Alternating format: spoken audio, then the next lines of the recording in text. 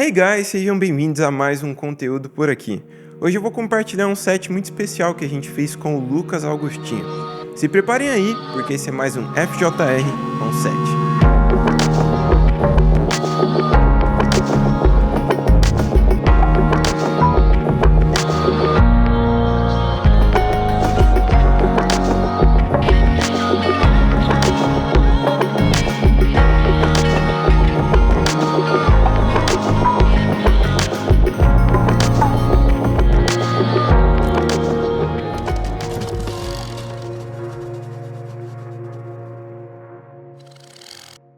Como sempre, deixa eu contextualizar um pouquinho vocês antes da gente entrar de cabeça nesse job. A nossa relação com o Lucas já não é de hoje. A gente já conseguiu colaborar em alguns projetos muito legais, tendo ele como feat, e a gente também já produziu pela Brave um acústico dentro do nosso estúdio, que por sinal ficou muito bacana e já rendeu um ótimo resultado no YouTube e nas plataformas digitais. E depois de ter feito alguns projetos, chegou a hora da gente construir um grande projeto fonográfico para o Lucas Augustinho. E dessa vez a gente fez em parceria com a Brave e a Oni Music. E é claro que a FJR não ia faltar na hora de produzir o vídeo desse projeto. Meu relacionamento com o Lucas já trouxe alguns insights e alguns desejos dentro de mim. Então eu sabia que eu queria criar algo muito especial para o Lucas, que é um grande artista e tem uma voz super impactante. Uma das primeiras coisas que eu sempre faço nos projetos é bolar um mood board, para eu entender esteticamente, visualmente aonde eu quero chegar. E desde o início eu sempre achei que para esse projeto do Lucas, um approach um pouco mais dark, um pouco mais frio, cairia muito bem. Então eu comecei a coletar algumas referências até entender esse caminho e poder também compartilhar com o resto do time. E mais uma vez eu estava muito bem acompanhado, juntamente com o Wilter na produção e o Anderson Neves como light designer. E aí, depois de algumas conversas, a gente sentou junto e chegou a hora de desenhar esse palco. E dessa vez a gente tomou um caminho um pouco diferente. Em outros projetos a gente costuma trazer às vezes um diretor de arte para desenhar um palco juntamente com a gente, ou até um artista 3D para pelo menos tirar essa ideia da nossa cabeça e conseguir visualizar e até mostrar para um cliente. Mas dessa vez o próprio Wilter decidiu se arriscar e desenhar esse palco dentro do 3D.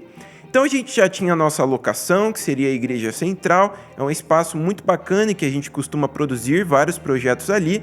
Então a gente tinha uma delimitação de espaço, de como a gente poderia produzir e também de o quanto de pessoas a gente gostaria de trazer para dentro desse projeto ao vivo, que seria com o público.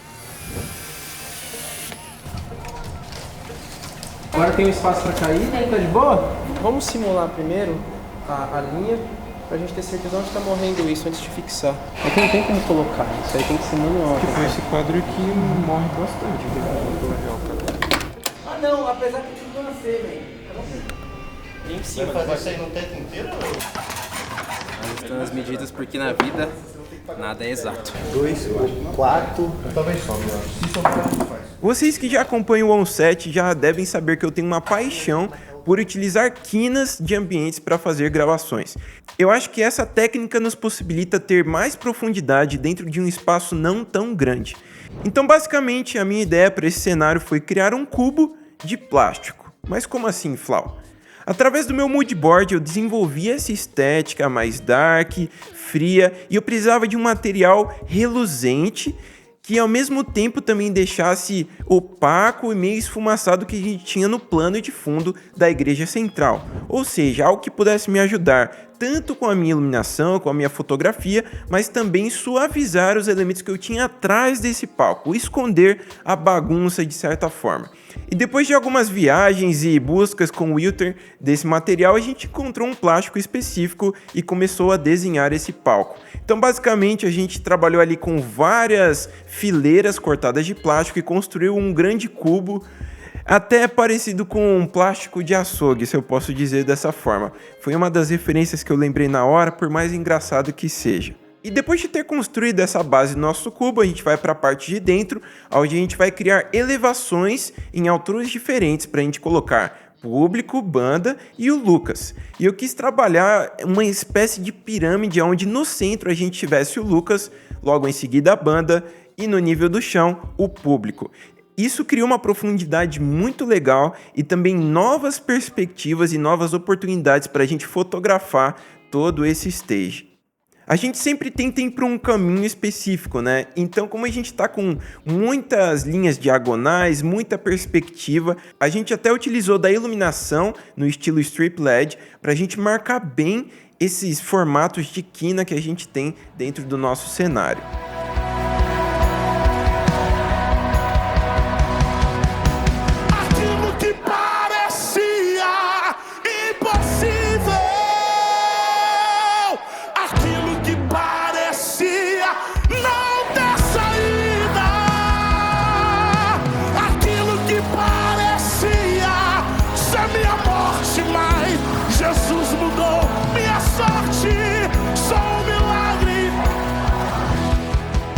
Algo que eu sempre faço e é um exercício muito legal quando você vai trabalhar com um artista é ver tudo que já tem na internet, no YouTube, conteúdos que se destacaram na carreira daquele artista.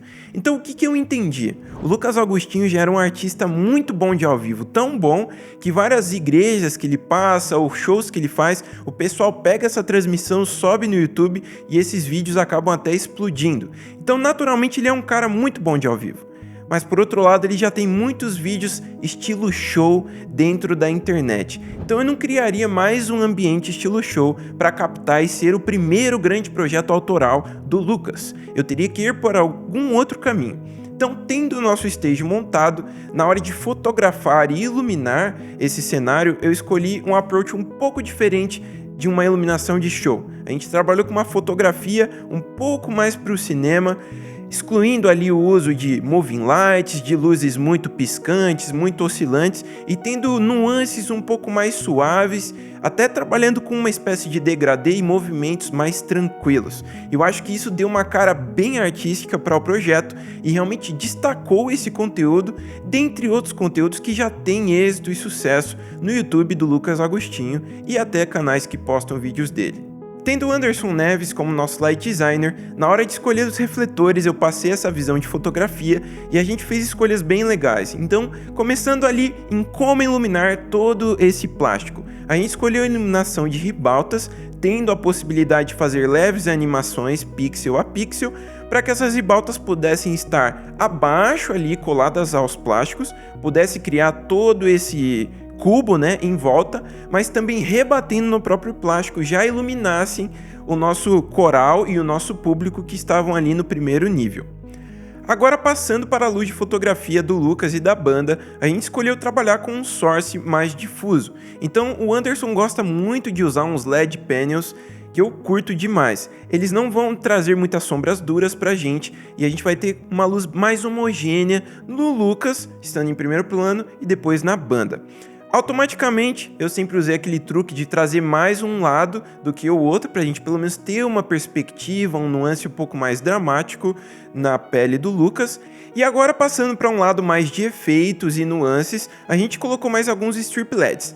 Tanto fazendo algumas linhas na parte de baixo do palco do Lucas, mas também acima dele. Então a gente criou uma espécie de totem, quebrou um pouquinho o ângulo e a gente teve uma escultura de luz muito legal, que principalmente para as câmeras que estavam de baixo para cima, deram takes sensacionais.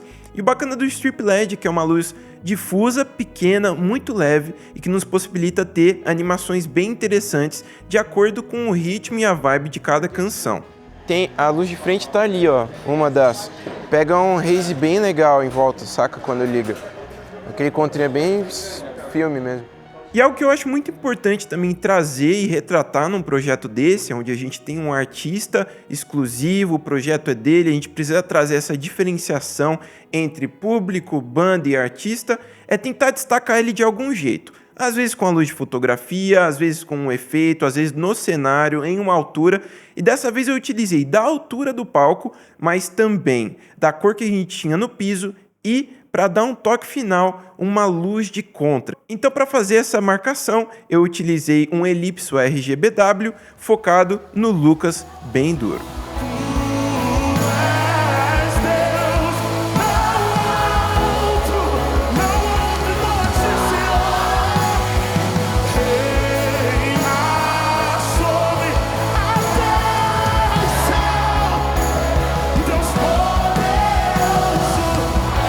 E agora que a gente tem o nosso palco pronto, fotografia no lugar, banda em posição e artista pronto, chegou a hora da gente captar tudo isso.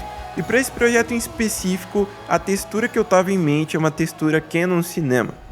Cada projeto traz uma linguagem específica e uma necessidade específica também, mas tendo esse mood um pouco mais dark, eu já lembrei de projetos que eu fiz com essas câmeras e eu tava com muita vontade de usar elas novamente. Mas a ideia é essa, aí eu cobri tipo toda a frente de Canon para não misturar, e aí as pockets mais detalhe, né? Instrumental, portátil, que é bem relax. Tá com um filtrinho básico, um 4, um 8º, dependendo da câmera. E todas elas estão monitorando também? Todas. Eu meti 8 na Tem Mini e aí o resto no multiviewzinho que a gente tem. Então eu fui lá na Cinecan e a gente montou um pack muito legal de câmeras C300, C500 e C700 que todas integram a linha cinema da Canon e são câmeras excepcionais para um ambiente de música ao vivo. São câmeras muito práticas, prontas para ação e também que não geram arquivos muito pesados, mas ainda retêm muita qualidade para edição e colorização. E assim a gente construiu o nosso time de câmeras principais, utilizando lentes Canon Cinema Zoom, que vocês sabem que eu piro, e algumas Fuji também, Cinema Cabrio. E é claro que não poderiam faltar as nossas queridinhas Pockets também. A gente sempre utiliza esse tipo de câmera em uma situação onde a gente precisa de um setup mais leve, lentes mais portáteis e principalmente nesse caso, onde a gente queria captar imagens de público e eles estariam com uma fotografia um pouco mais baixa luz e essas câmeras performam lindamente para esse tipo de aplicação. Então a gente utilizou 4 pockets para terminar esse nosso mapa e assim totalizamos um projeto com 10 câmeras de cinema para captar essa live. Eu te aviso, são 2 momentos, tá? Vamos lá, atenção. Renan, só livra um pouco a frente aí. Isso. Estilzinho. Você tá falando do stop, né? Oi? Stop. Você tá falando do stop, né? É, são 2 stops, eu te aviso. Vamos lá, atenção. Pode deixar focado já, amarelo. Eu te foco. Posição. Vamos lá, tocha. Renê, enquadra mais para a esquerda, por favor. Aí. Atenção. Debs, livra atrás aí. Só nesse começo depois. Atenção. Vamos lá. Pode fazer mais rápido, Rodrigo.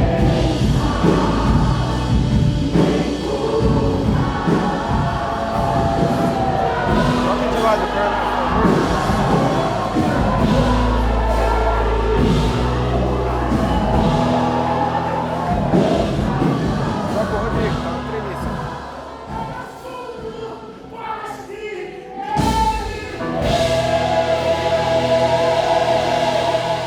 Eu creio que um dos maiores desafios nesse projeto foi ter um cenário que precisaria soar como robusto e imponente, mas dentro de um espaço reduzido.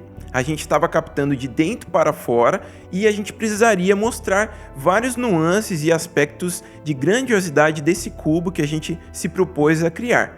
Então, em um projeto que a gente não tinha possibilidade de colocar uma grua lá dentro ou algum outro tipo de movimento para dar essa grandiosidade, eu fui o caminho oposto, subi uma câmera, coloquei em um tripé com uma lente grande angular e essa câmera trouxe todo esse aspecto arquitetônico do projeto e do cenário e também, cara, deu um charme muito requintado. Depois que a gente subiu e abriu a câmera pela primeira vez, eu fiquei super empolgado e principalmente por marcar muito bem as linhas do nosso cenário na parte de baixo do palco, que é uma visão que a gente não tem muito geralmente. Eu acho que foi a cereja do bolo no nosso mapa de câmeras. Seguindo essa linha não muito tradicional, eu busquei um outro ângulo também para realçar e ressaltar elementos do cenário. Então a gente tinha vários plásticos descendo ali e pequenas frestas entre esses plásticos. A gente pegou uma das pockets, colocou uma 50mm, que é uma lente um pouco mais próxima, que tem um desfoque legal, e tentou trabalhar imagens como se alguém estivesse olhando de fora do nosso cubo, tentando dar uma espiada no que estava acontecendo dentro. Essa é uma câmera que entrou até mais no corte do que eu imaginava, e eu também fiquei muito satisfeito com o resultado. O resto do mapa é bem convencional para o meu estilo autoral de mapa de câmera, e eu acho que vocês já conhecem a partir de outros onsets que eu já deixei por aqui.